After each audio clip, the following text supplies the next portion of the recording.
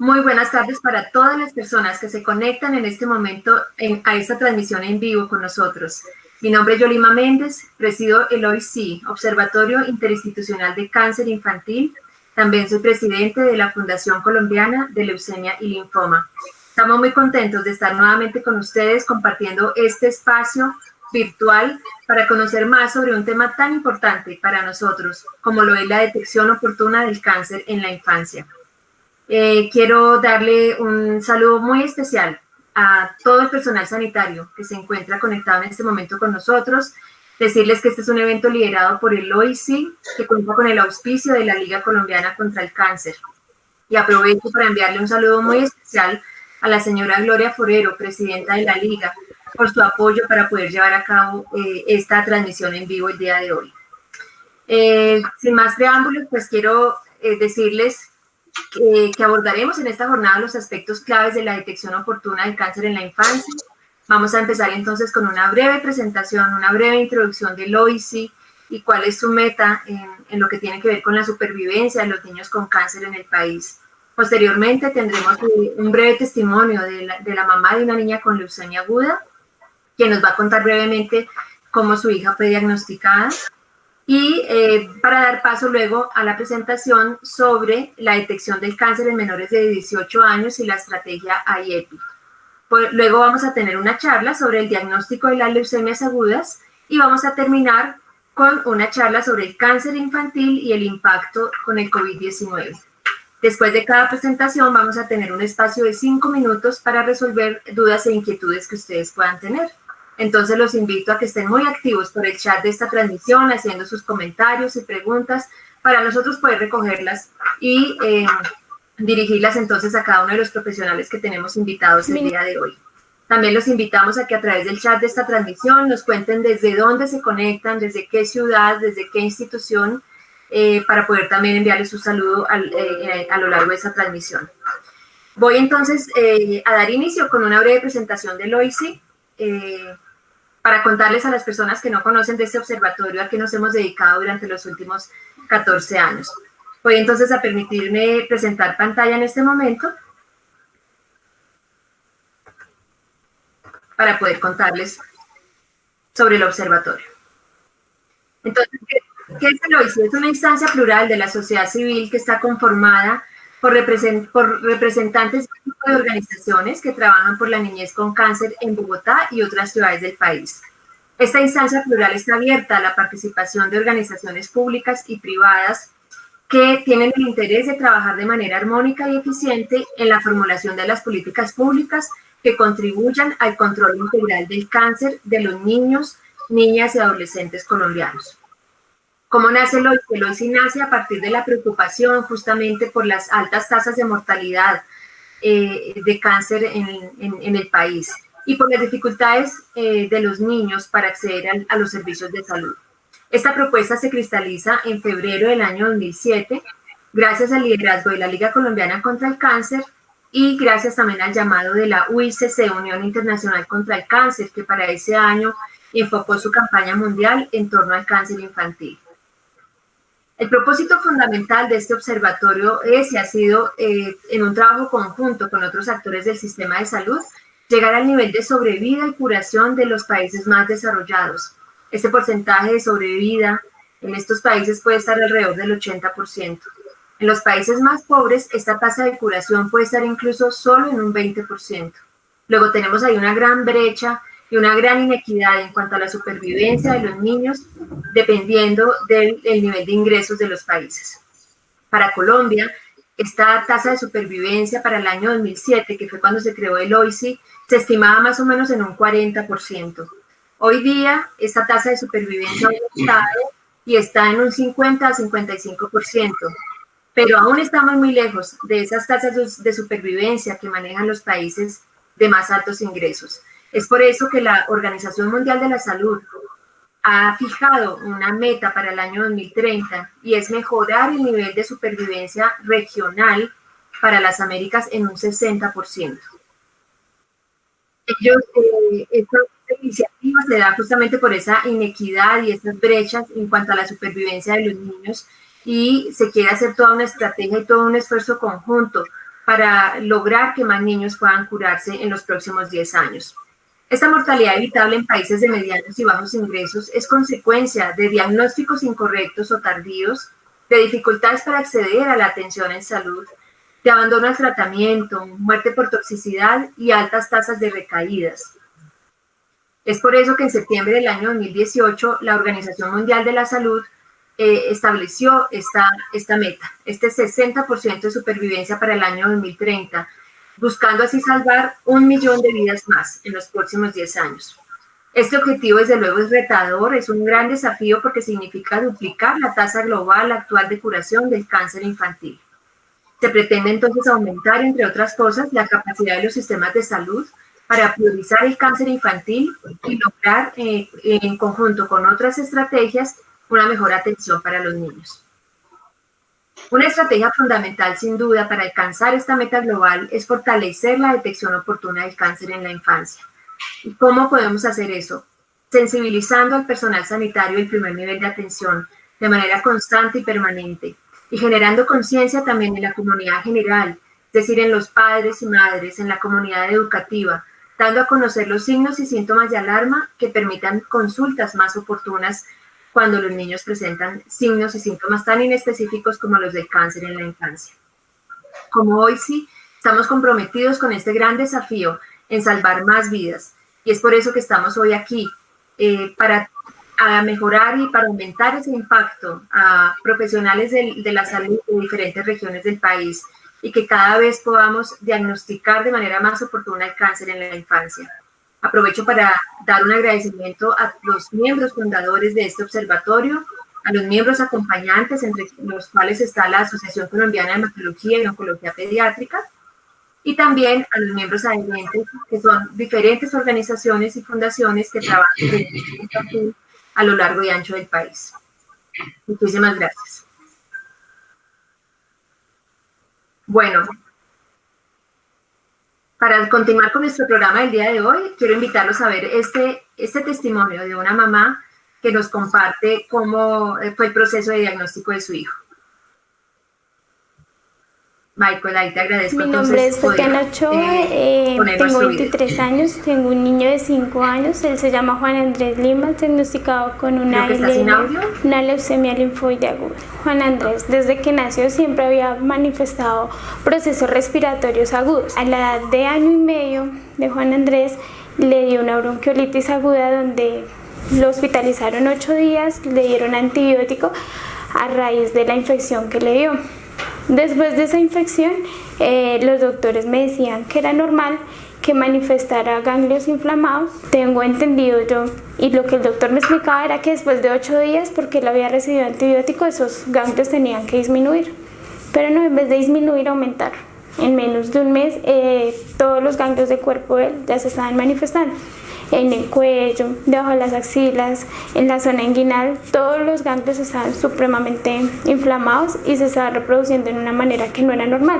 Y pues fueron los síntomas iniciales, la inflamación de ganglios descontrolada en todas las partes del cuerpo y pues que no oxigenaba bien, entonces era siempre agitado y no sabía por qué, hasta ver un cuadro hemático que fue el que arrojó que uno no tenía glóbulos rojos, los encargados de oxigenar y llevar la sangre, el oxígeno a todas partes del cuerpo. Entonces por eso también tenía la hepatomegalia severa. Entonces la inflamación de todos los órganos a raíz de que no estaba oxigenando nada, porque no tenía glóbulos rojos. Comenzamos desde junio, que fue la primera hospitalización. Duré unos meses en la casa, después ya fue cuestión de octubre, noviembre, cuando Juan Andrés se me complicó. En noviembre lo hospitalizaron nuevamente por lo mismo. Me dijeron que tenía una infección respiratoria viral, que era un virus llamado virus del Epstein-Barr, el cual nunca uno como padre le dicen, uno llega a urgencias y le dicen, su niño tiene un proceso viral. No le dicen qué tipo, cómo se llama, nada. Yo me vine a enterar que el niño había presentado virus del Epstein-Barr, un virus de los más propensos a dar cáncer en cuanto a linfomas y leucemias. No lo sabía, yo me vine a enterar. Yo creo que después del diagnóstico, a él me lo diagnosticaron en diciembre, entonces creería que aproximadamente entre 5 a 6 meses para un diagnóstico de una LLA. Sí. ¿Ya? Bueno, después de este testimonio de esta mamá, quiero entonces ahora darle la bienvenida a la doctora Marta Beltrán. Ella es médica de la Universidad Javeriana, especialista en pediatría de la Universidad del Rosario, consultora de la OPS para la estrategia IEPI y actualmente jefe de pediatría de la Clínica del Country y Clínica La Colina. La doctora Marta nos va a hablar sobre la detección del cáncer en menores de 18 años y la estrategia IEPI. Doctora Marta Beltrán, bienvenida. Como siempre, para nosotros un gusto contar con su participación. Muchísimas gracias. Para mí es un placer estar aquí hablando de este tema que a todos nos interesa mucho y nos encoge el corazón. Voy a compartir mi presentación.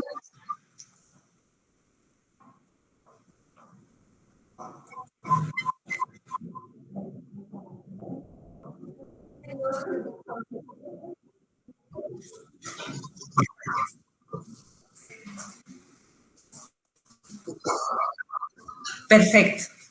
Entonces, vamos a hacer un recorrido muy rápido por qué podemos hacer nosotros en atención primaria para detectar tempranamente el cáncer en los niños menores de 18 años.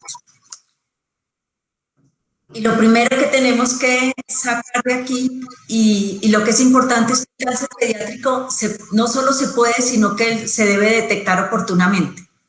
Y en la remisión y la iniciación tardía o la suspensión del tratamiento pueden significar la diferencia entre la vida y la muerte, y eso es lo que nos hace estar aquí.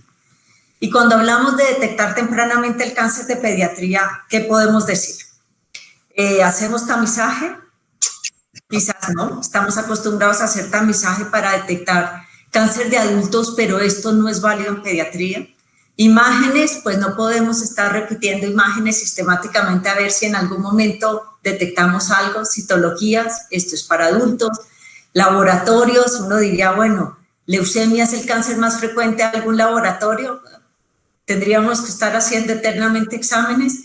Y entonces queda la duda de qué debemos hacer para detectar tempranamente cáncer en pediatría. Y ahí la primera respuesta es que lo primero es que todos nosotros, profesionales de la salud, médicos, enfermeros y enfermeras, todos los pediatras conozcamos aquellos signos y síntomas que nos hacen sospechar cáncer. ¿Y qué es lo que pasa en esto? Que el cáncer usualmente no figura en los diagnósticos diferenciales de los médicos que atendemos niños. ¿Y por qué no figuran? Porque nosotros estamos acostumbrados a enfermedades infecciosas. Estamos acostumbrados a ver respiratorios, diarreicos, muchas infecciones, pero no a pensar en... Pero a diferencia de nosotros, por alguna razón, las mamás sí sospechan cáncer. O sea, y cuando estos niños han tenido un cáncer, es el diagnóstico, muchas veces la mamá dice, sabía que tenía algo grave, fui muchas veces. Entonces, si nosotros pensamos, ¿quién debe hacer ese diagnóstico oportuno?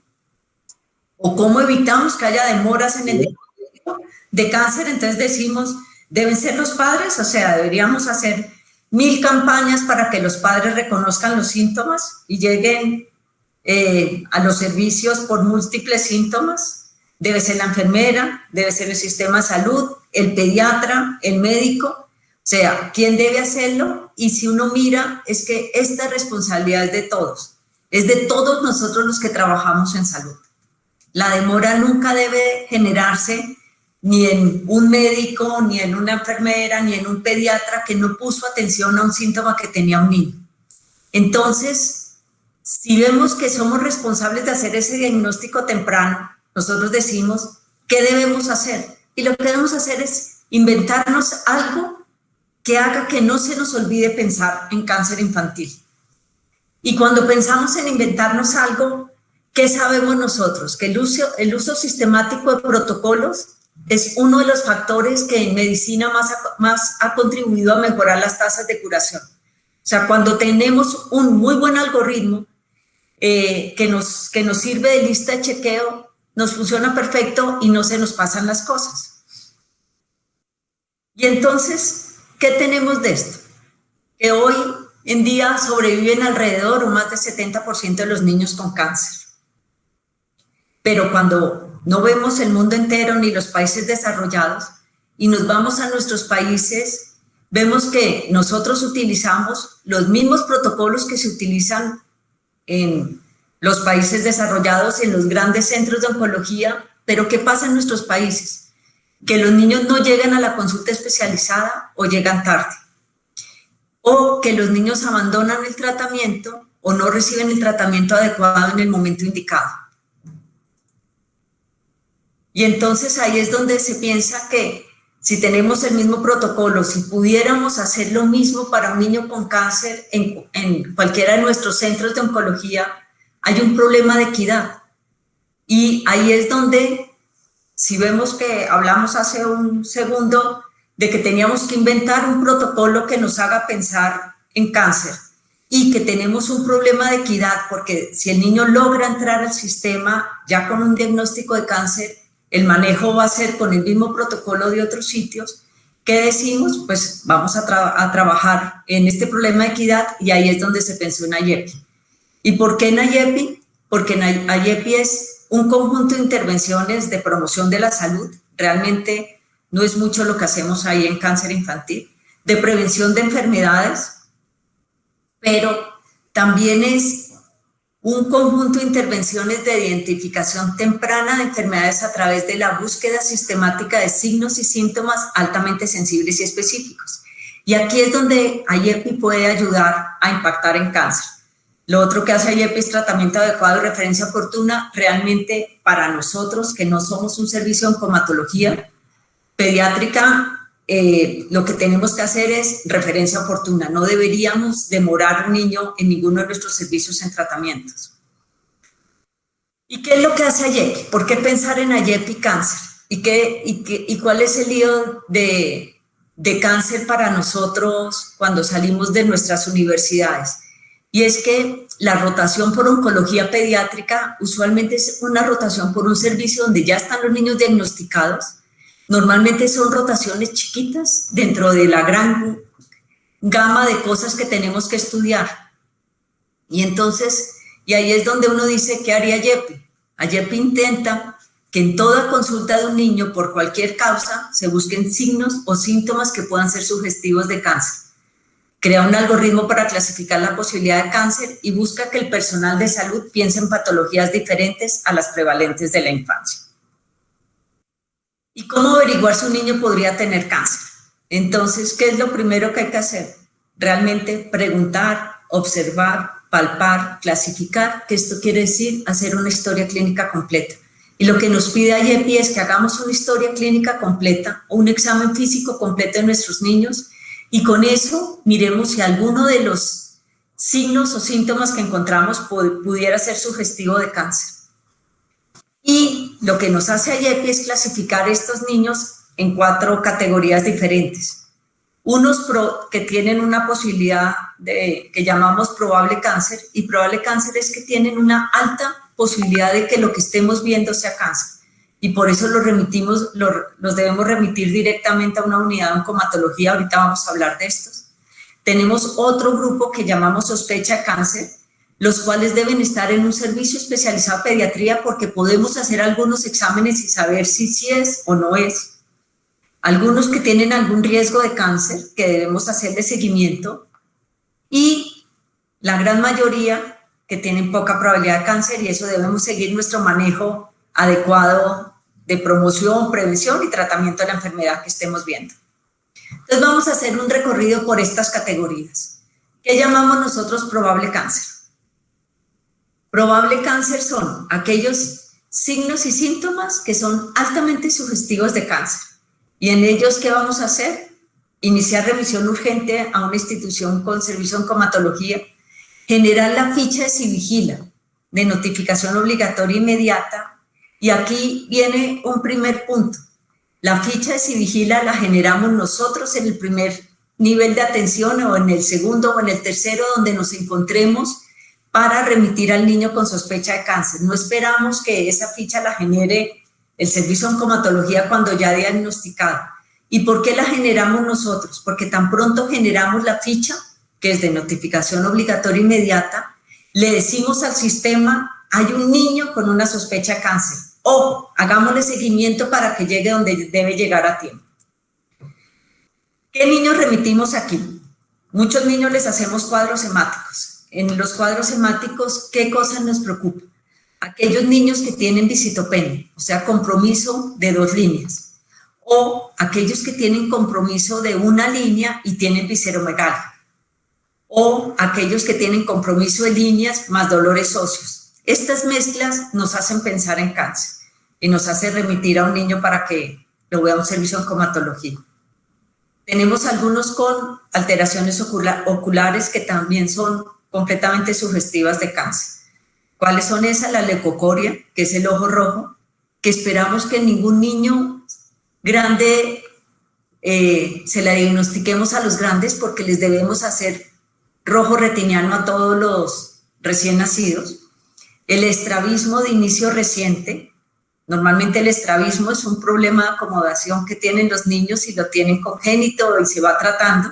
Si un niño comienza a hacer estrabismo de un momento a otro, debemos pensar que lo que tiene es un tumor. Y el exoftalmos, la proptosis, aniridia, o sea, todos estos cambios nos hacen sospechar un tumor. Tenemos algunos ganglios que son altamente sugestivos de cáncer. ¿Cuáles son estos ganglios? Aquellos que miden más de 2,5 centímetros, que son duros y no dolorosos, que tienen una evolución mayor a 4 semanas. Entonces, aquí si ustedes ven, la mayoría de nuestros niños cuando los palpamos tienen ganglios, pero tienen ganglecitos muy pequeños. Algunas de las enfermedades como las amigdalitis hacen que tengamos unos ganglios un poco más grandes, pero usualmente son dolorosos, tienen una evolución corta. Si tenemos uno de estos ganglios, más de 4 semanas, no doloroso, de un tamaño mayor de 2,5 centímetros, debemos pensar en que la causa puede ser un cáncer, que usualmente es un linfoma.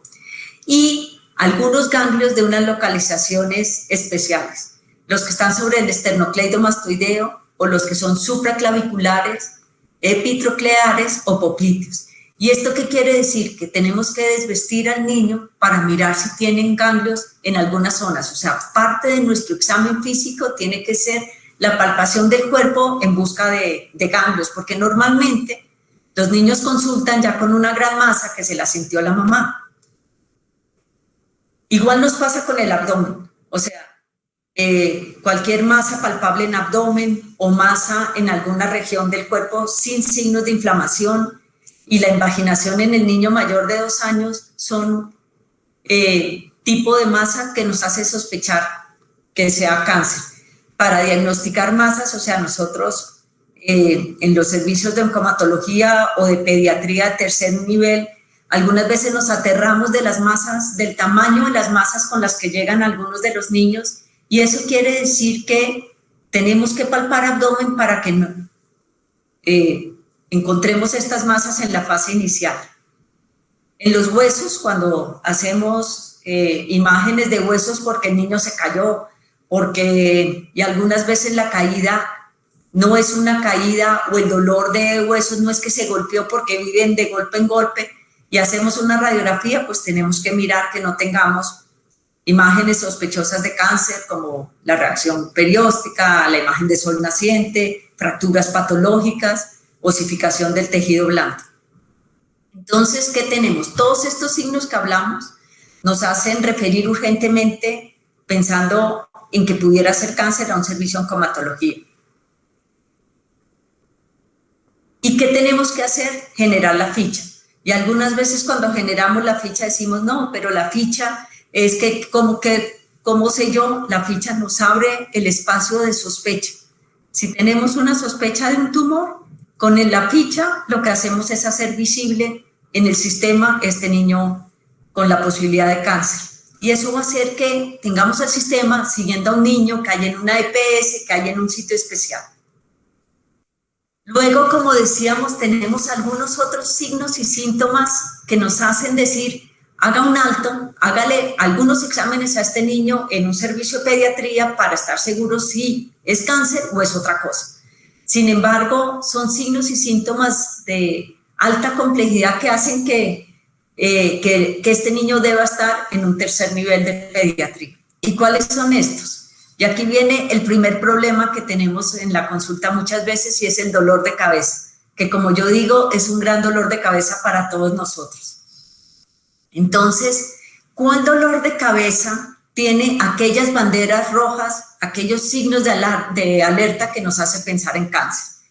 El dolor de cabeza que es persistente y progresivo, es de predominio nocturno, que despierta al niño. Ojo, cuando la mamá dice está durmiendo y se despertó a las 3 de la mañana con un dolor de cabeza terrible, a ese dolor de cabeza hay que poner la atención, que aparece al levantarse y que se acompaña de vómito. Un niño que inicia súbitamente dolor de cabeza de estas características, debemos hacerle una imagen. Y por eso decimos, lo hospitalizamos en un servicio de pediatría, hacemos una imagen, que debe ser una resonancia o un TAC, dependiendo de lo que tengamos de imagen. Hacemos una imagen, lo que tengamos para hacer en nuestro servicio, y en esa imagen vamos a ver, aparece una masa, de inmediato vamos a un servicio de oncomatología, generamos nuestra ficha, o tiene alguna otra cosa, pues ya sabemos que igual tiene un dolor de cabeza que merece que lo estudiamos. Los dolores óseos también son un problema, porque nuestros niños pueden tener, no normalmente, sino por su actividad, dolores óseos. Entonces, ¿qué es lo que pasa con nuestros niños? Viven de brinco en brinco, viven cayéndose, golpeándose, pero también viven en una hiperactividad que al entrar en la fase de reposo, pues hacen que haya algo de dolor muscular, usualmente en las piernas. Algunos llaman dolores de crecimiento, que en realidad crecer no duele, pero hay una serie de dolores de los niños que se quejan. ¿Cuál dolor de estos óseos nos hacen una alerta grande? Aquel dolor que aumenta progresivamente en el último mes. O sea, aquel niño que súbitamente comienza a quejarse de los huesos, y este dolor óseo va en aumento en el transcurso del último mes. Y aquel dolor óseo que hace que el niño interrumpa la actividad. Un niño que no juega porque le duelen los huesos es un niño que merece hospitalizarse en un servicio de pediatría para hacer exámenes, iniciando con su cuadro hemático, imágenes si corresponde de las piernas o del sitio donde le duele el hueso, y con eso definir si tenemos ahí un cáncer o no tenemos un cáncer. Los signos neurológicos también, aquellos signos y síntomas neurológicos que inician súbitamente y que son focales o progresivos. Entonces, ¿qué tenemos dentro de esto? El niño que convulsiona sin fiebre ni enfermedad neurológica de base.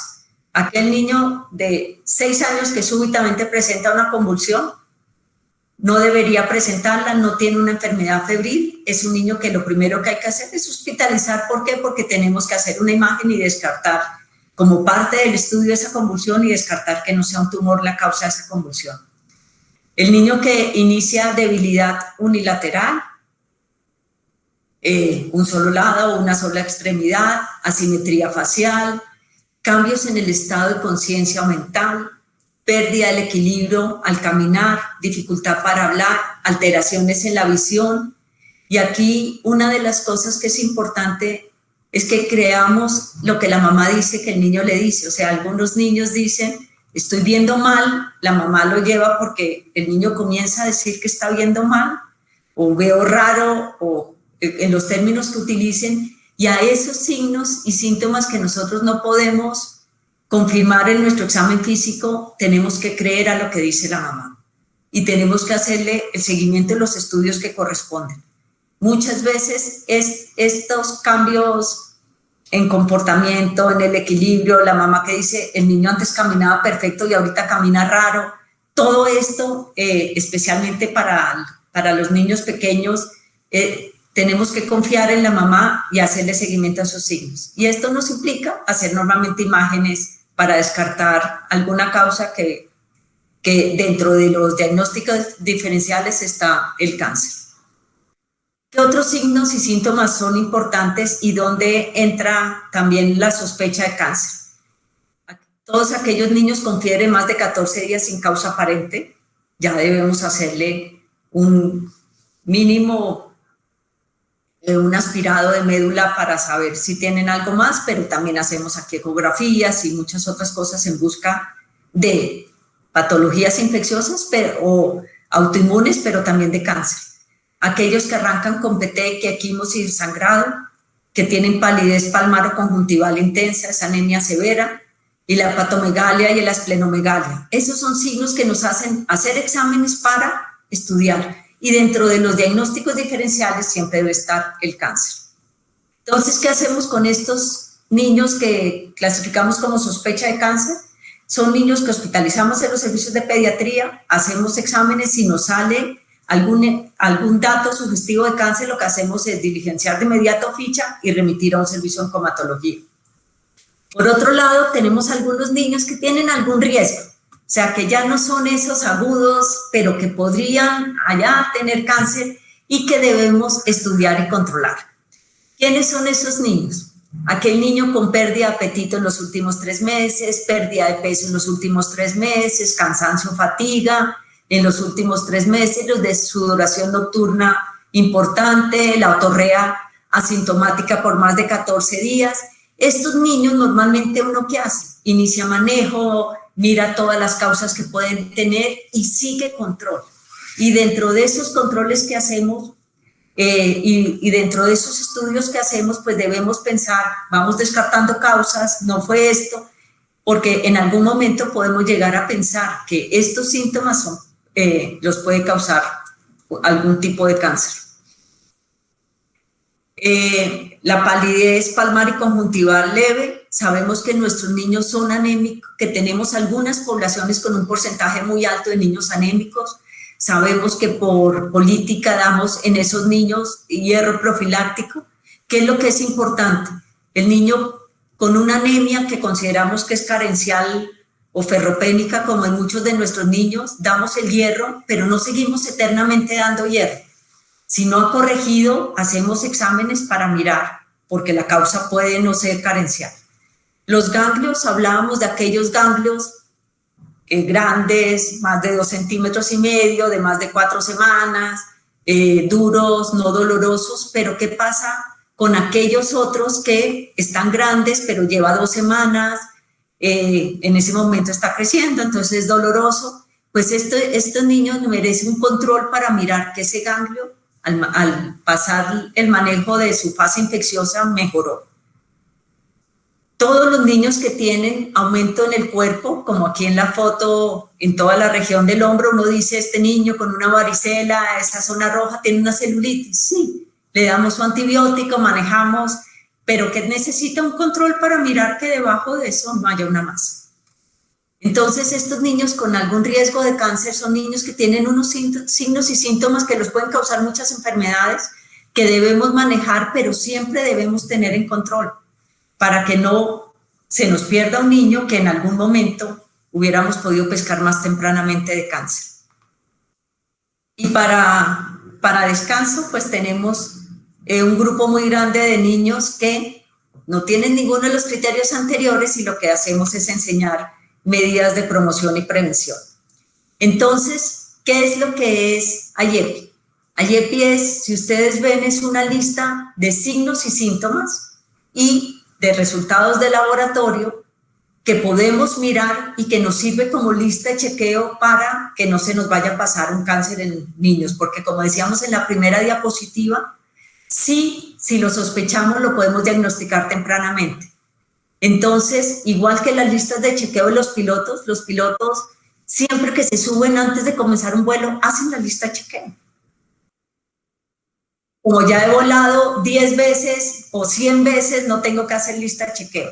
Siempre hacen esta lista de chequeo y al hacerla detectan si hay alguna alteración que hace demorar el vuelo. Eso es lo mismo que nosotros debemos hacer en todas las atenciones de nuestro niño.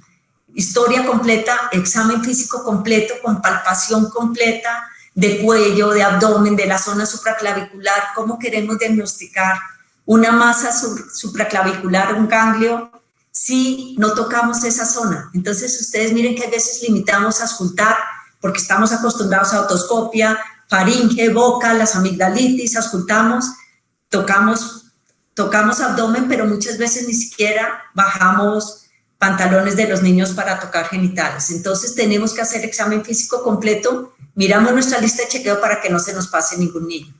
¿Y por qué? Porque en cáncer pediátrico solo hay una oportunidad y esa es la primera. Y es un derecho de los niños que nosotros en cada atención les demos esa oportunidad. Entonces, este módulo de IEPI que ustedes consiguen en todos los sitios, que lo pueden bajar, que está de libre, es un módulo que está hecho para que ningún niño llegue tarde a su diagnóstico y tratamiento, ni por trámites burocráticos, y por eso no se nos puede olvidar nunca la realización de la ficha, ni por desconocimiento del equipo de salud. Muchas gracias. Doctora Marta Beltrán, muchísimas gracias por su intervención. Quiero aprovechar para dar un saludo muy especial a la Secretaría de Salud Departamental de Sucre, a la Secretaría Departamental del Cauca,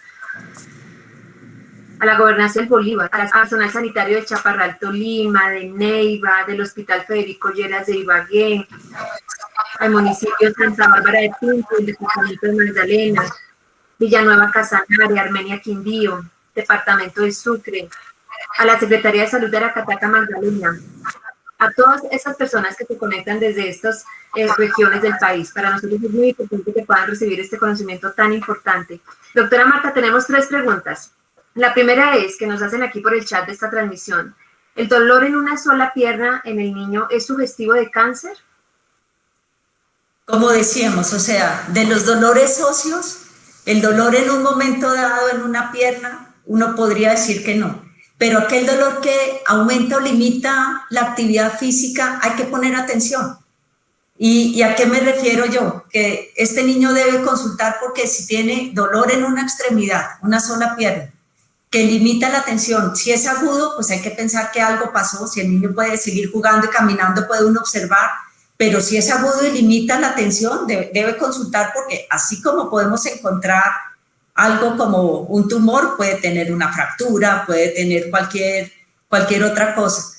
El dolor que es de una sola extremidad, yo sí creo que hay que ponerle atención, porque o tiene un trauma o tiene usualmente alguna fractura, y algunas veces se nos pasan las fracturas y detectamos fracturas tardío, pero también puede ser sugestivo de cáncer. O sea, si uno dice todos los niños que le duelen una pierna tienen cáncer, no. Pero si uno dice aquel niño que tiene dolor en una pierna, tenemos que estar seguros que lo está causando, sí. Gracias, doctora Marta. La segunda pregunta: ¿cuál es la más frecuente de aparición del cáncer en los niños? Todas. Creo que todas. El cáncer de los niños, tenemos distintos tipos de cánceres en distintas edades. Y tenemos cáncer en todas las edades. Entonces tenemos unas edades donde es más frecuente tumores del sistema nervioso, otras edades donde está más frecuente el retino en los chiquitos, otras edades donde seguramente en los chiquitos encontramos más frecuente algunas masas como el Wilms, pero cada edad tiene como algunos cánceres más específicos, pero en todas las edades de la pediatría encontramos cáncer, aún encontramos en los recién nacidos. Gracias, doctora Marta. La última pregunta, doctora Marta, con frecuencia uno escucha a las mamás decir que llevó muchas veces a su hijo al servicio de urgencias, que regresaban a casa sin un diagnóstico cierto, que ellas tenían esa intuición, ¿no? Usted hablaba de esa intuición y eso me parece tan importante, porque creo que es importante también hacer caso a esa intuición de mamá, ¿no? Porque es la mamá la que más conoce a sus hijos, y si ella siente que hay algo más, pues es importante explorar más, ¿verdad?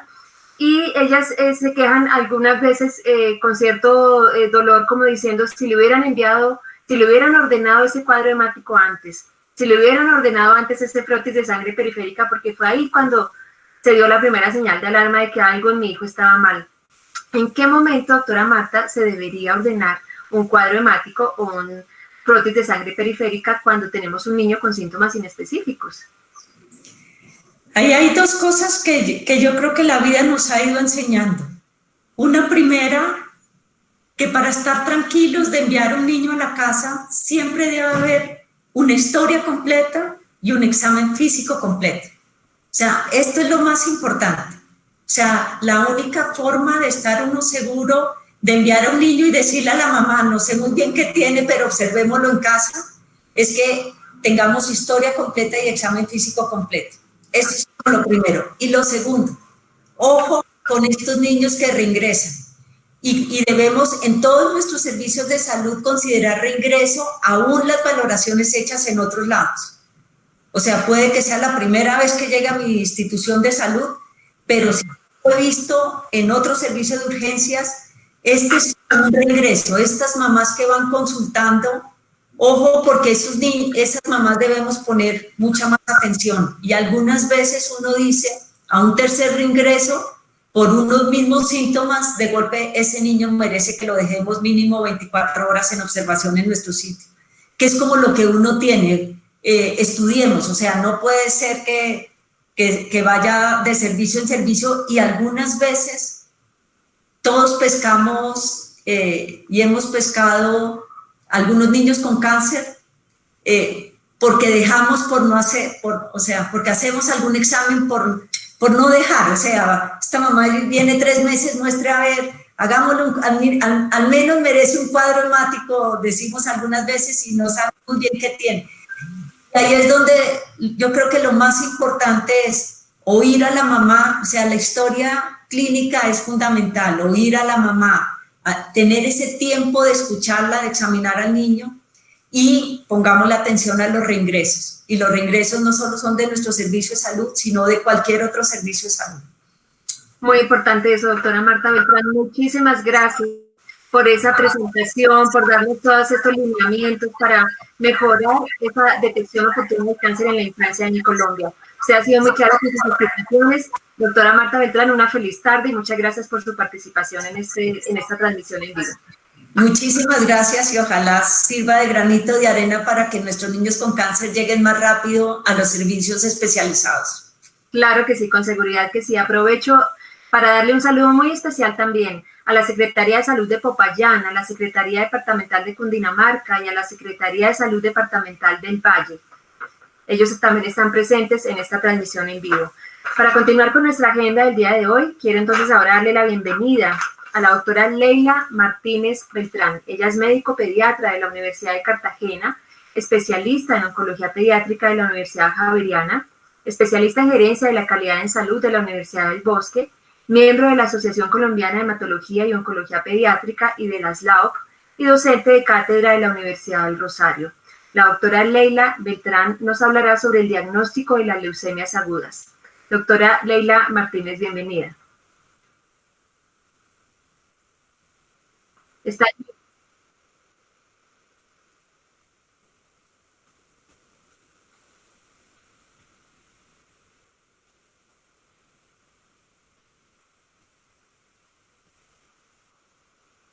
Ya.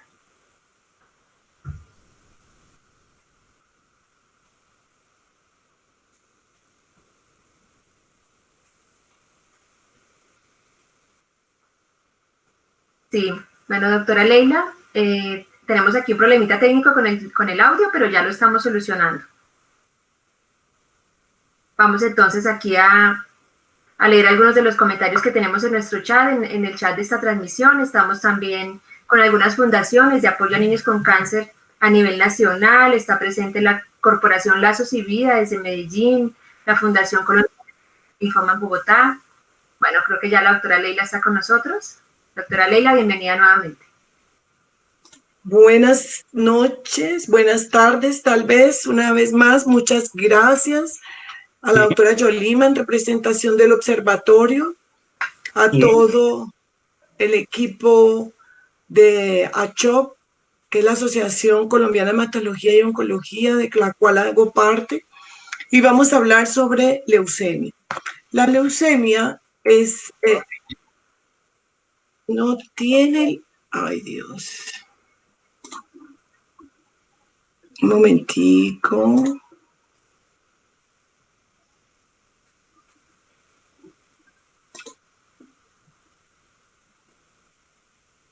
Ahí ya se ve.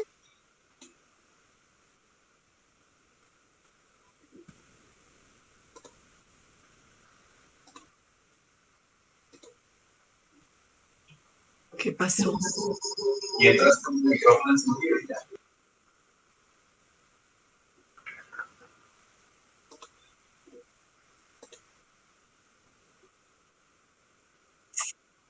Sí, sí,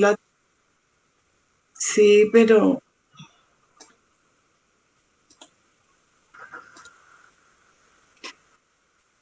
¿será que pasa alguien más? Jaime, ¿puedes seguir tú con la charla tuya? Sí, y le damos la bienvenida al doctor Jaime. Si quiere, ¿me habilita? No, ahí no te escucho.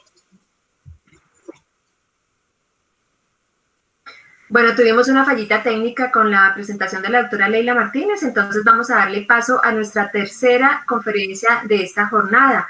Vamos entonces a darle la bienvenida al doctor Jaime Pérez. Él es médico pediatra y especialista en hematología de la Universidad Nacional, magíster en docencia de la Universidad de La Salle, quien se encuentra vinculado a la Clínica Infantil de Colsubsidio en Bogotá. El doctor Jaime nos va a hablar sobre el cáncer infantil y el impacto con el COVID-19. Recuerden, por favor, hacer sus preguntas por el chat de esta transmisión, ya que al finalizar la presentación del doctor Pérez tendremos un espacio para resolverlas. Doctor Pérez, bienvenido. Usted tiene la palabra.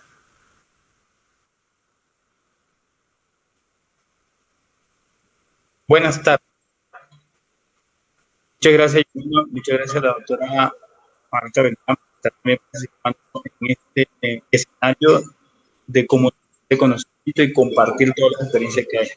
También a la doctora Leila Martínez, muchísimas gracias por invitarme y estoy pues muy feliz de estar nuevamente aquí.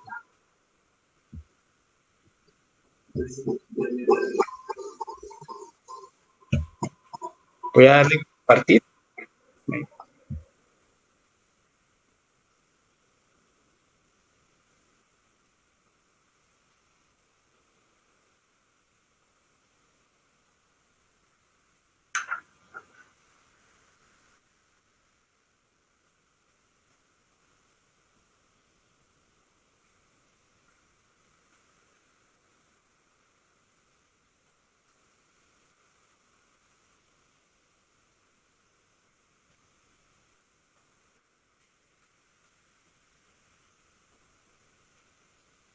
Perfecto.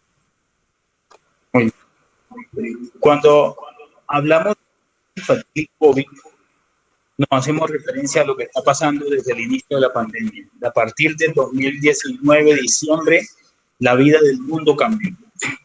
Cuando tuvimos los primeros casos aquí en Colombia, sabíamos que nos íbamos a enfrentar a una situación que iba a afectar a toda la humanidad y que por lo tanto también iba a afectar nuestra población infantil con cáncer. También sabíamos que iba a afectar a nuestra población infantil que no tenía ninguna patología oncológica. Y por lo tanto, nos fuimos metiendo en un plan de preparación ideado por todas las organizaciones del mundo para tratar de tener un plan de contingencia y de poder entrar a hacer un tratamiento como siempre lo hemos hecho, una atención oportuna a todos los niños con pandemia.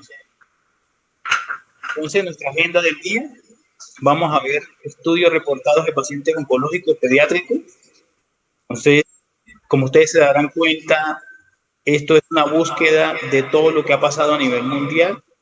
Vamos a mirar la evolución y comportamiento de la enfermedad oncológica como tal y de la enfermedad oncológica en tiempos de pandemia y, lógicamente, su desenlace.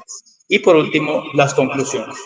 Cuando miramos, vemos que hemos hecho una revisión sistemática de la literatura, buscando todos los posibles artículos que nos pueden dar referencia, luz, y lógicamente vamos a presentar lo que está a la luz de la verdad, o sea, lo que está publicado.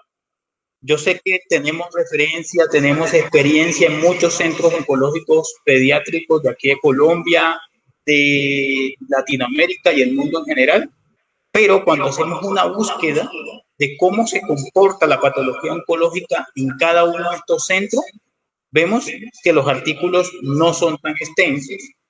Entonces, ahí vamos a aclarar un poco respecto a cada uno. Experiencias en el mundo existen. Por ejemplo, este artículo habla de evolución y comportamiento de la enfermedad oncológica en un grupo de niños de Italia. Entonces, este artículo fue publicado entre abril y mayo del 2020. Si ustedes se dan cuenta, en ese momento Europa estaba pasando por todo el pico de pandemia, el primer pico de pandemia, y habían centros de Italia, en términos generales, centros de salud, hospitales que estaban recibiendo la mayor número de pacientes o el impacto de toda la pandemia en Italia. Entonces era como, digamos que el epicentro de toda la pandemia en ese momento. Hablo de Lombardía, que fue uno de los centros donde más atendió pacientes oncológicos, pediátricos y, lógicamente, que tenían infección por SARS-CoV-2. Doctor Pérez. Doctor Pérez, excúseme, yo lo interrumpo un momentico. Se oye eco en su presentación y debe ser porque tiene otro dispositivo conectado. Queríamos pedirle, por favor, que si tiene su celular prendido, también una transmisión. No tengo otra presentación, no tengo otra parte. Sé que tiene eco y escucho desde acá. Sí. Ok, miramos.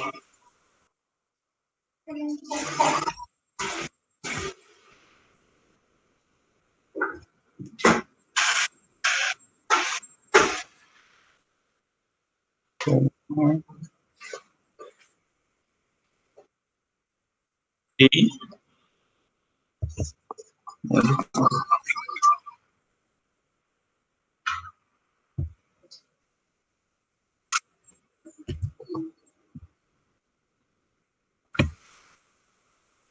Tenemos un problema con el audio del doctor Pérez, pero estamos tratando de solucionarlo. Les pedimos...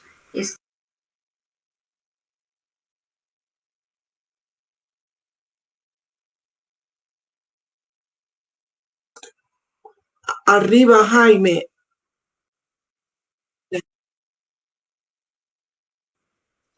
¿Listo? Perfecto. Adelante.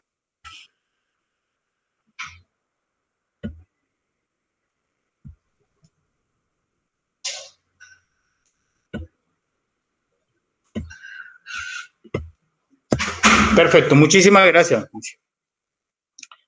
¿Me escucha? Sí. Bueno, perfecto. Entonces, aquí tenemos la referencia de un estudio grande que se hizo en Italia con múltiples centros, principalmente 4 centros de Lombardía, que aportó para el estudio 14 niños y en total en Italia fueron 29 niños. Esta parte su gran mayoría eran del norte de Italia. Cuando se empezó a buscar, estos niños tenían una fuente de contagio. Hago la aclaración que en este momento ellos estaban haciendo búsqueda activa. Estamos hablando del primer pico de pandemia que recibió Europa. Y ellos estaban haciendo búsqueda activa en todo paciente. Todos los niños que entraban a hospitalizarse, se les hacía hisopado. Y todo niño que iba para un procedimiento de sedación, también se le hacía hisopado. En 11 casos se encontró que la fuente de contagio era un miembro de la familia. En 2 casos fueron trabajadores de la salud o cuidadores que fueron la fuente de contagio, pero en 13 casos no se pudo determinar. Hay que hacer la anotación en el cual 7 casos eran sintomáticos, y eran sintomáticos además con neutropenia febril y recibieron tratamiento antibiótico. En 16 se suspendió la quimioterapia y 10 continuaron la quimioterapia. Ninguno de estos niños desarrolló un COVID después del tratamiento, o sea, no hubo una reinfección en esos 27 días de seguimiento. Y 25 niños que estaban en quimioterapia, de los cuales 1 recibía inmunoterapia y 3 pacientes recibieron trasplante halogénico. 12 tenían una neutropenia severa, menor de 500 neutros, y lo que les había comentado, 11 niños sintomáticos con fiebre y síntomas respiratorios, algunos entraron solo por neutropenia febril, y vamos a ver qué pasó con estos niños. Solamente 1 de los 29 pacientes que fueron involucrados en el estudio se le colocó soporte de oxígeno. Ninguno entró a UCI, ninguno recibió ventilación mecánica. 3 fueron diagnosticados neumonía por radiografía de tórax y un niño tenía solo síntomas gastrointestinales. Lo que les había comentado, todo de este porcentaje de 18 niños asintomáticos, así estuvieran asintomáticos, se les hacía prueba por hisopado, por ingresar a hospitalización o ingresar a quimio o asistir a un procedimiento. Pero fíjense que el escenario, cuando hacemos referencia a estudios en el mundo, tomé este escenario que es un escenario, digamos que ideal, donde ningún niño se complica y lógicamente ningún niño fallece. Pero este escenario no se cumple a nivel mundial y tampoco se cumple aquí en Colombia. Aquí en Colombia tenemos de referencia resultados y desenlaces de pacientes con COVID en un centro oncomatológico de Bogotá, Colombia. En este estudio se tomaron 33 niños, de los cuales 32 eran pacientes con patología oncológica y uno tenía una aplasia medular adquirida y iba para médula ósea, trasplante de médula ósea. La edad media de estos niños fue de 10 años. Estamos hablando de niños chiquitos. Todos los casos fueron confirmados por hisopado y de estos niños, 15 pacientes estaban en quimioterapia activa al momento de la infección. 2 pacientes tuvieron que detenerse permanentemente el protocolo de quimioterapia. Permanentemente es que no hubo más quimioterapia para estos niños. Vemos que el síntoma más común en estos bebés fue la fiebre. Entraban por neutropenia febril en 20 pacientes. Estamos hablando de 33 en general. 8 pacientes tenían neutropenia febril, seguido de 10 casos con tos y otros síntomas como fiebre. 14 pacientes tenían rinorrea. 4 pacientes tenían dolor torácico o disnea y solo 1 con hipoxemia al momento del diagnóstico. 2 pacientes cursaron con dolor abdominal y 2 con diarrea. Fíjense, algo muy similar, donde los síntomas gastrointestinales son uno de los menos síntomas en niños con COVID. 7 pacientes presentaron neumonía leve, 4 pacientes neumonía severa. 3 fueron catalogados como pacientes críticos, pero fíjense esta parte, 5 niños murieron. De esos 5 niños que fallecieron, 2 de las causas fue muerte por COVID. En este hago referencia porque se descartó todo lo demás que podía haber estado relacionado con causa de mortalidad. 15, como les dije, estaban en quimio. 7, interesante, no se les cambió nada el protocolo de tratamiento. La mayoría de estos niños estaban en fase de inducción. 6 pacientes tuvieron que requerir esperar a que pasara el curso de la infección por SARS-CoV-2 o por COVID. Y 2, lo que les había comentado, solamente se les suspendió permanentemente la quimioterapia debido a complicaciones inherentes a la infección. Y vamos a otro desenlace. De este grupo, de esta corte, 7 niños fueron ingresados a UCI, de los cuales 4 pacientes tuvieron falla respiratoria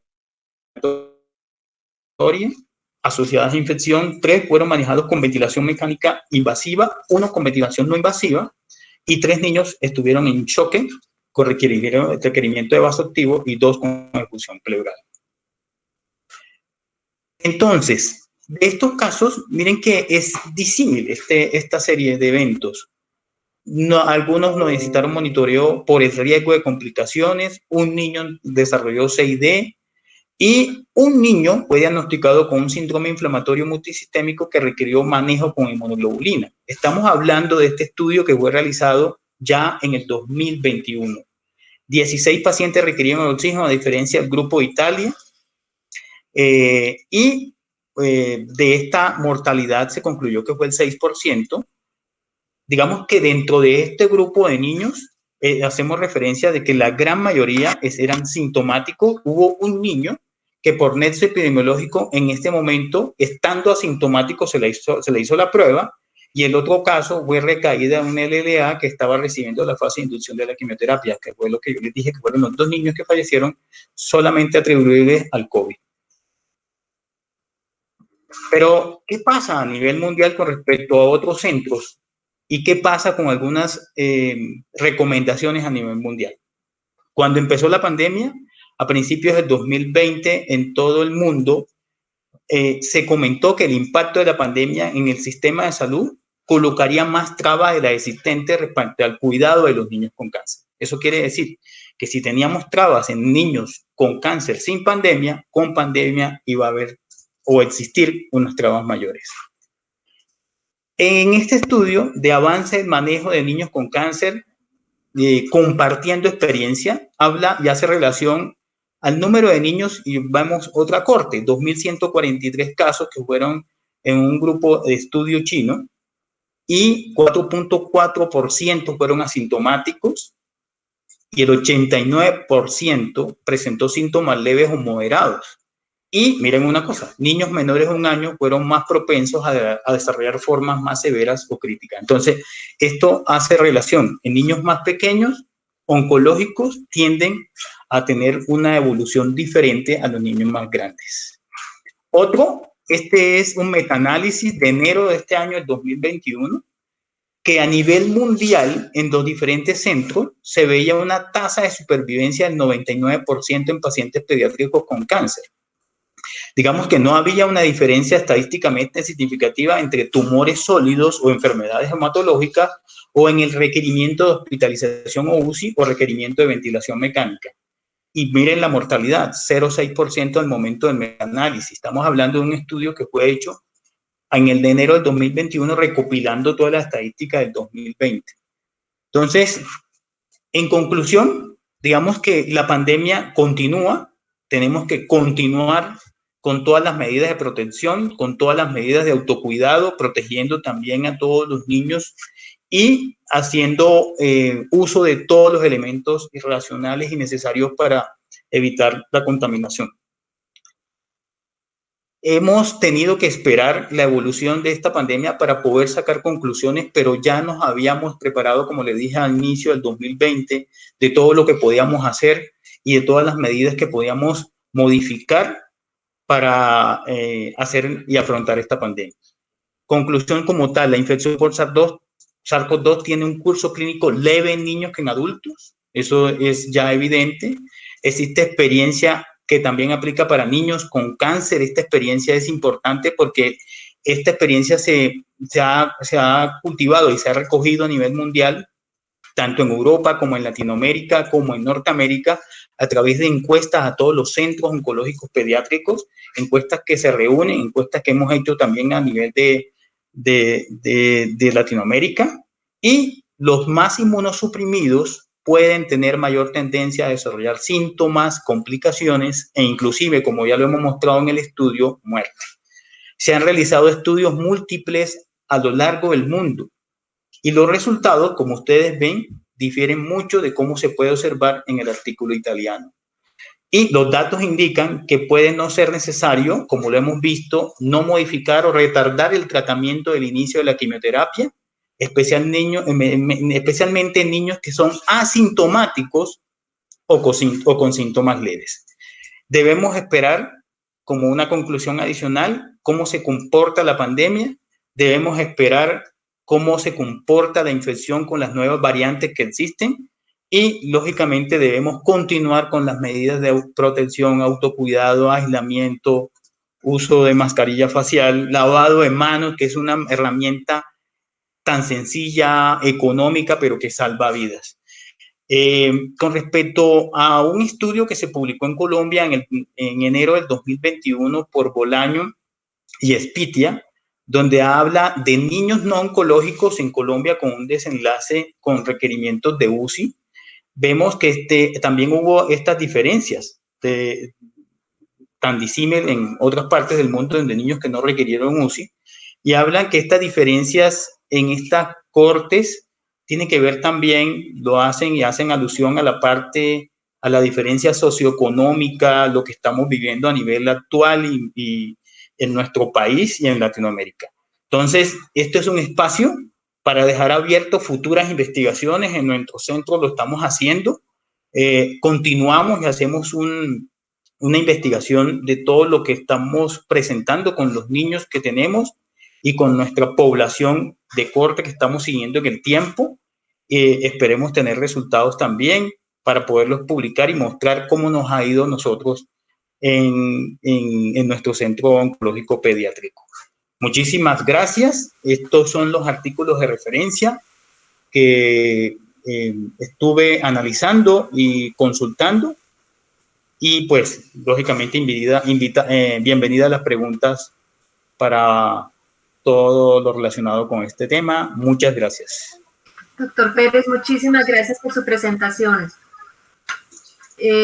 Tenemos aquí una pregunta del señor Jairo Jaimes. Él dice, ¿se han incrementado los casos de COVID-19 en niños por cuenta de las nuevas cepas? Por lo menos eso es lo que hemos escuchado como en los últimos días en las noticias, doctor Pérez. ¿Esto Miren, hay algo curioso. Nosotros en este momento no se hace investigación de cepas o nuevas cepas a toda la población que tenemos, solamente en algunos casos de evolución y desenlace, primero. Segundo, como nos hemos dado cuenta, los niños se infectan por los adultos, ¿sí? O sea, este pico de pandemia que estamos teniendo en este momento, y vamos a tener más niños infectados, porque los adultos no cumplen las restricciones, las medidas, el aislamiento y terminan infectando a la población. Hago esta anotación porque en el centro oncológico pediátrico donde estamos trabajando también tenemos niños en los cuales en este momento tenemos disparado el número de infección por sincitial y adenovirus.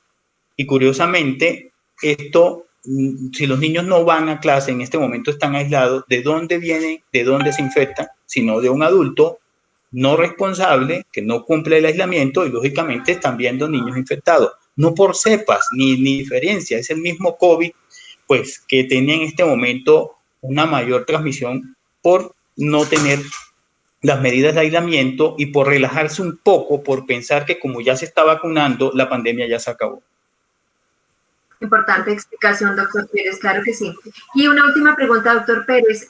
La posibilidad de la vacuna para los niños y en especial para los niños oncológicos, ¿se vislumbra esta posibilidad? ¿Se están adelantando ya estudios en los grandes centros de investigación para poder avanzar en este tema de vacunación, que podamos también cubrir a los niños en tratamiento? Es una pregunta que siempre la hemos discutido con el grupo. Nosotros tenemos un grupo grande, multidisciplinario, oncológico. Tenemos un consultor de infectología todo el tiempo. Hemos comentado qué pasa en el mundo con respecto a la vacunación. Ya existen estudios a nivel de Estados Unidos donde posiblemente van a intervenir e iniciar vacunación en niños, ¿sí? Y en niños ya no de 16 años hacia adelante, sino en menores de 16 años. Esto está en plan y en proyecto. Esperemos que esto pase para poder tener nuestros niños oncológicos con este plan de estudio y aprobación para vacunarlos. Pero esto no va a ser ni ahora, ni en 2 meses, ni en 3 meses. Esto aquí en Colombia todavía vamos en fase 2. Nuestra realidad es diferente. Bueno, doctor Pérez, muchísimas gracias por su participación en este webinario, en esta transmisión en vivo sobre la detección oportuna del cáncer en la infancia. Usted nos ha ilustrado un poco sobre esos estudios que se vienen adelantando, sobre el impacto que ha tenido esta pandemia por COVID-19 también en el cáncer infantil. Muchísimas gracias y lo invito a que deje de compartir pantalla, doctor Pérez, para darle paso entonces a la doctora Leila Martínez, que ya está nuevamente con nosotros. Muchas gracias a ustedes. Bueno, doctor Pérez, que tenga una feliz tarde. Como les decía, la doctora Leila Martínez es médico pediatra de la Universidad de Cartagena, especialista en oncología pediátrica de la Universidad Javeriana y está vinculada con la Clínica Infantil de Colsubsidio en Bogotá. Ella nos va a hablar sobre el diagnóstico de las leucemias agudas. Doctora Leila, muy buenas tardes. Usted tiene la palabra. Muy buenas tardes. Agradezco una vez más esta oportunidad para compartir este tema tan importante con ustedes. Antes de hablar de leucemia, quiero hablar un poco del cáncer infantil y la doctora Marta Beltrán nos ha adelantado mucho de esto. Como ella bien decía, el cáncer es una enfermedad que se da desde que se nace hasta que se muere. Es más, hay niños que nacen ya con cáncer. En países desarrollados es la principal causa de muerte, en países en vías de desarrollo, en países como el nuestro, las enfermedades infecciosas, la diarrea, las neumonías son la principal causa de muerte. Las muertes violentas en niños también están por delante del cáncer, tristemente. Y sigue el cáncer como la principal causa de muerte, sobre todo en niños mayores de 5 años de edad. Más o menos la incidencia son 14 casos por 100.000. ¿Qué es el cáncer? El cáncer en niño es la pérdida del control del crecimiento normal. Cuando una célula está dando otra, cuando se está duplicando, cuando está dando un hijito, hay mecanismos que la controlan, pero estos se pierden y produce una célula maligna. Esa célula se replica y se replica y eso es lo que da un cáncer. El sistema inmune debería haberlo detectado y destruida y no pasa eso. Y estas células son muy inteligentes y crean mecanismos para ellos mismos tener los alimentos, el oxígeno y reproducirse. Tienen la capacidad de invadir a otros órganos. El cáncer en niño es más o menos el 3% del cáncer en general. Es mucho más frecuente el cáncer en adultos. Pero deben saber que el cáncer en niño es muy diferente al cáncer en adulto. El cáncer en niño es un trastorno del desarrollo. No hay en la gran mayoría de los pacientes, más del 90% de los pacientes, una causa de una predisposición.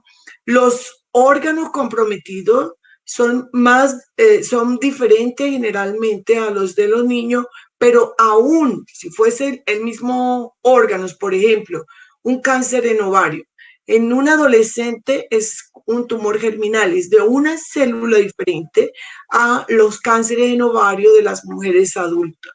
El comportamiento clínico, aunque pueda estar avanzado, responden bien a la quimioterapia. El cáncer en niños se cura más que el cáncer en adultos. Y ustedes ven aquí la distribución por patología. ¿Ya la pasé? Ay, qué padre. Hay que poner una presentación, por favor. Yo la estoy viendo pasar y ustedes no.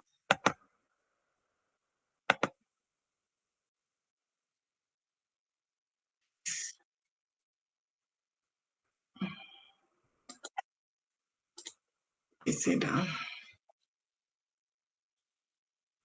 Ahí pasó. ¿Está en modo presentación? No. Y ahí ya la cambié.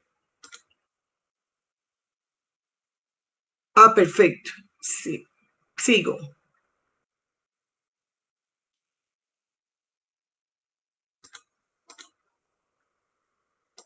¿Sí lo ven? ¿Sí cambió? La dejo.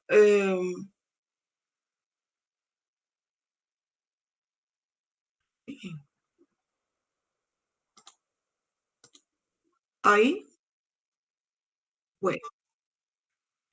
En esta diapositiva ustedes pueden ver la distribución del cáncer, siendo la leucemia el cáncer más frecuente en niños. Por eso hoy vamos a hablar un poco más profundamente sobre la leucemia. Más o menos 1 de cada 4 niños con cáncer tiene una leucemia. El siguiente cáncer más frecuente son los tumores del sistema nervioso central. Siguen los linfomas, las masas abdominales, los tumores en hueso. La leucemia es un cáncer del sistema hematopoyético. Una célula del sistema de la sangre se vuelve mala, se descontrola, hace que empiece a reproducirse y bloquea el crecimiento normal de las otras células de la sangre.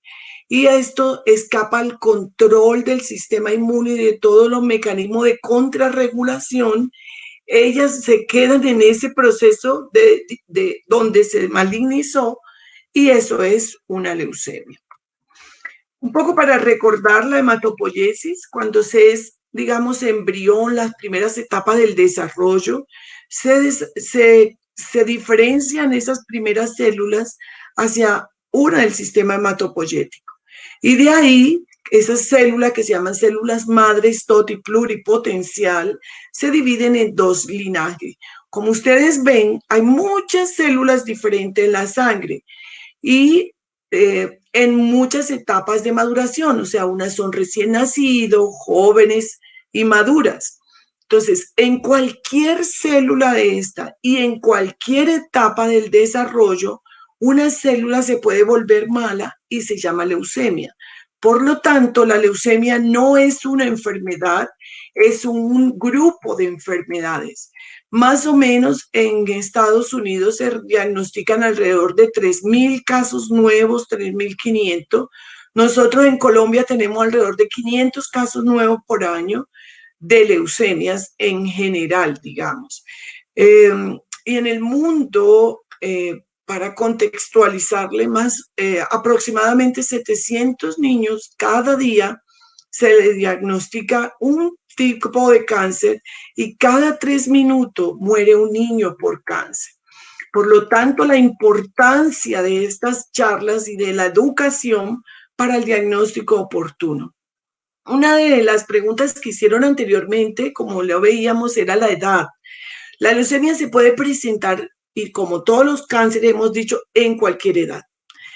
Pero hacen una curva como en dromedario, o sea, una doble elevación de la incidencia alrededor de los 2 a 5 años y otra elevación alrededor de los 12 años de edad.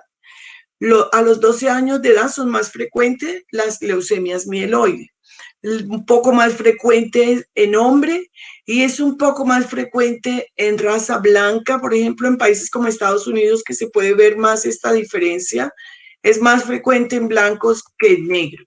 Una pregunta que siempre me hacen los papás es, doctora, ¿y por qué a mi hijo le dio cáncer? Es una pregunta que se le ha invertido muchísimos millones y se le sigue invirtiendo la etiología. Desde el punto de vista científico, eso se llama etiología. El por qué, qué produce la enfermedad. En la gran mayoría, en el 90% de los pacientes, no hay una causa específica. Pero sí hay factores de riesgo y aún causales en muchos pacientes. Por ejemplo, en el accidente nuclear de Chernobyl, pacientes con leucemias eran secundarias a la irradiación. Pacientes que hacen quimioterapia previa y desarrollan una segunda neoplasia es por la quimioterapia. Un niño con Down que hace una leucemia es por la trisomía 21. Y hay muchas enfermedades que predisponen, pero en la gran mayoría no sabemos por qué. De todos modos, hay una mutación. El cáncer es una enfermedad genética. Genética no quiere decir hereditaria, no quiere decir de transmisión de los padres, no quiere decir congénita. Un día, una célula mutó su código genético y perdió el control del organismo en el control de crecimiento, desarrollo, diferenciación, y eso hace que crezcan, prolifere, y eso es un cáncer, como lo hemos dicho. Las leucemias en niños se clasifican en dos grandes grupos, las agudas y las crónicas. Las agudas son cuando las células son bebecitas, de primera etapa de desarrollo, después de ser de la célula madre totipluripotencial. Las leucemias crónicas son muy raras en niños. Como tenemos dos grandes familias de células en la sangre, que son las linfoides y las mieloides, entonces las leucemias se clasifican en linfoblásticas y mieloblásticas. Pero esa era la forma anterior y nosotros veíamos que una leucemia linfoblástica en unos niños les iba bien y a otros niños se morían, pese a todo el tratamiento que era igual para todos. Hoy sabemos mucho más de esto, mucho más de los linajes, de las expresiones, de las mutaciones de los genes. Y hoy, además de la morfología de cómo se ven las células, también se clasifican por las mutaciones porque tienen impacto clínico en el sentido que puedan que respondan o no respondan al tratamiento, que requieran tratamientos más intensivos o aún trasplantes. Ahora, ¿cuándo sospechar un niño con leucemias? ¿Cómo se manifiesta una leucemia? Para fin educativo la he clasificado en 3 grupos. Ese cuadro constitucional, inespecífico, que se cruza con muchas patologías, con una gripa, con una mononucleosis. Por ejemplo, es el niño con 2 o 3 semanas previa de decaimiento, inapetencia, fiebre intermitente, palidez. Eso lo pueden producir muchas enfermedades, pero ya hay en la medida que va avanzando la enfermedad, va a verse más manifestaciones ya mucho más específico del compromiso per se de la médula ósea. ¿Cómo es el compromiso de los 3 grupos de células que agrupa fisiológicamente la médula ósea? Entonces, los glóbulos rojos que cuando se disminuyen producen anemia, los glóbulos blancos que cuando no están funcionando mal producen infecciones, y el grupo de plaquetas que cuando no funcionan o están disminuidos producen las petequias y los sangrados. Entonces es el niño que viene pálido, y la palidez, ¿cómo se manifiesta? Decaimiento, debilidad, taquicárdica, viene con fiebre, viene con petequias, sangrado por las encías, se cepillan y sangran o presentan moretones en el cuerpo.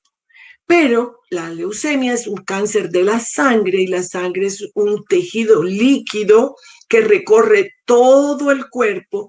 Por lo tanto, la leucemia es una enfermedad que tiene compromiso de todo el cuerpo. En algunos momentos es mucho más evidente, pero infiltra, invade todo el cuerpo. Entonces, ese niño puede presentar aumento de los ganglios, eso se llama linfadenopatías, y generalmente son generalizados los ganglios del cuello, de la axila, inguinal, el hígado y el vaso se crece, entonces el niño manifiesta dolor abdominal, inapetente. Compromiso del cerebro. Generalmente es asintomático, pero hasta un 10 a 20% de los niños al debut, al inicio, pueden venir ya con síntomas y signos clínicos de infiltración del cerebro, como compromiso de pares craneales, proptosis, alteraciones endocrinas como diabetes, sangrados en la retina, sangrados en el cerebro, cefaleas, edema. Entonces, siempre investigamos todo esto. Compromiso óseo. En estos días nos llegó un niño con un dolor en la rodilla del miembro inferior izquierdo. La imagen era muy altamente sospechosa de una fractura. Persistía, el cuadro hemático ya empezó a cambiar, le hicimos la médula y era una leucemia. Entonces, siempre también tener presente esto. Compromiso de otra víscera, después del hígado y el vaso, la víscera, el órgano más frecuente infiltrado de forma significativa son los riñones, y tengan en cuenta esto. Compromiso de testículo, que es un duro, indoloro, de ovarios, y muchas veces no lo vemos. Compromiso de piel, compromiso ocular, encías, intestino, mediastino, corazón. Cuando hay estas manifestaciones clínicas, lo primero que hay que hacer es un cuadro hemático. El hemograma orienta en que el paciente pueda tener alteración de las líneas, pero un hemograma normal no descarta una leucemia. Nosotros debe ser inmediatamente remitido a una unidad de oncología, y nosotros le haremos el aspirado y la biopsia de la médula ósea, y ustedes ven cómo se ve infiltrado. A esa médula ósea se le hacen estudios complementarios para saber el linaje y las alteraciones genéticas, y con eso hacemos el diagnóstico y planeamos el tratamiento. El tratamiento del cáncer es complejo, de alto costo, requiere un equipo multidisciplinario bien entrenado en esta patología, requiere medidas de soporte desde el punto de vista de laboratorio, de estudio especializado. de banco de sangre, de imágenes, además un equipo que soporta psicología, nutrición, por lo tanto debe ser tratado en instituciones especializadas. Si bien no vamos a hablar del tratamiento específico de la leucemia, para los médicos que nos acompañan, 1 de cada 3 pacientes se salva gracias a esas medidas de soporte, no al tratamiento oncológico, no al equipo de oncólogos. De ahí la importancia de estas charlas para que ellos puedan saber, como hemos visto hoy, qué hacer. Primero, remitirlo prontamente, pero hay unas urgencias que se pueden ir manejando desde donde ustedes están, en atención primaria, donde estamos dirigiendo el objetivo de esta jornada en este momento. Por lo menos una de las urgencias más importantes es lo que llamamos el síndrome de lisis tumoral. Lisis, destrucción tumoral, célula tumoral. Cuando se destruye la célula, se libera lo que hay dentro de la célula, y dentro de la célula lo que tenemos es el DNA que termina en ácido úrico, el potasio y los fosfatos. Eso, unido a que es un niño que viene deshidratado, que no come, que no toma agua, que viene desplome nutricional, que viene con un riñón ya infiltrado, pues va a tener un riesgo. Ese síndrome, que debería ser siempre metabólico, porque deberíamos solo buscarlo ante la sospecha y no esperar que haga clínica, porque donde avance es mortal, o por lo menos buscar evitar el daño del riñón, porque un niño sin riñón no podemos ponerle quimioterapia, lo cual significaría que la mortalidad es alta. Entonces, ustedes, ¿qué le queda de este manejo? Hidratación con solución salina a 3000 mientras el paciente se remite. Por solo la orden de remisión no los exime del manejo. Entonces ustedes pueden ir haciendo muchas cosas, manejarle la fiebre. Lo importante de la fiebre es cultívenlo y pónganle el antibiótico de mayor espectro que tengan, de mejor marca, inmediatamente mientras lo remiten. Nosotros, si ese niño venía con fiebre y ustedes le empezaron un antibiótico de más alta potencia, los estaremos llamando para preguntarles si esos cultivos están positivos, y si es una fiebre de origen tumoral, le suspendemos el antibiótico. Y otro punto es decirle que las transfusiones, si un niño, ustedes ven que tiene toda la clínica de una leucemia, está a una zona distante, necesita ser remitido, tienen que estabilizarlo. Háganle un CUM si tiene una duda, háganle los estudios y transfúndale. Una transfusión no cambia el diagnóstico de leucemia. Ahora, si están pensando en una PTI, una trombocitopenia inmune, una anemia inmune, o tiene un CUM positivo, esperen y mándenlo. En resumen, el cáncer en niños, como lo hemos venido diciendo, es una enfermedad curable en un alto porcentaje. Es una enfermedad costo efectiva. Relativamente el costo del tratamiento, aunque es alto, a una vida es efectiva. Vale la pena hacer todo el esfuerzo por curar estos niños. Deben ser tratados en instituciones especializadas. Y la leucemia es el cáncer más frecuente. Recuerden, en sus manos está la supervivencia de por lo menos el 30% de los niños cuando se hacen las medidas de sostén. Muchas gracias. Si tienen preguntas, aquí estamos atentos. Y este lema de quiero ser grande ha sido el lema de la campaña de la lucha contra el cáncer infantil, y el símbolo que nos caracteriza es el lazo dorado. A ustedes muchas gracias. Muchísimas gracias, doctora Leila. Gracias por su presentación. Quiero enviar un saludo también a las seccionales de la Liga que se conectan en este momento con nosotros. Están presentes la seccional de Pasto, de San Andrés, de Buenaventura, Sucre, Armenia, Valledupar. A todas las seccionales de la Liga un saludo muy especial.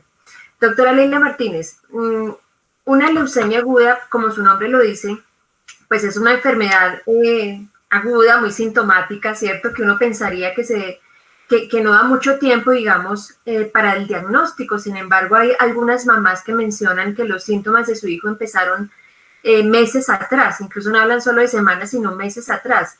Si es posible que una leucemia aguda se manifieste meses antes de llegar al diagnóstico, o esto es cuestión de semanas que tiene el niño para lograr tener esa confirmación diagnóstica.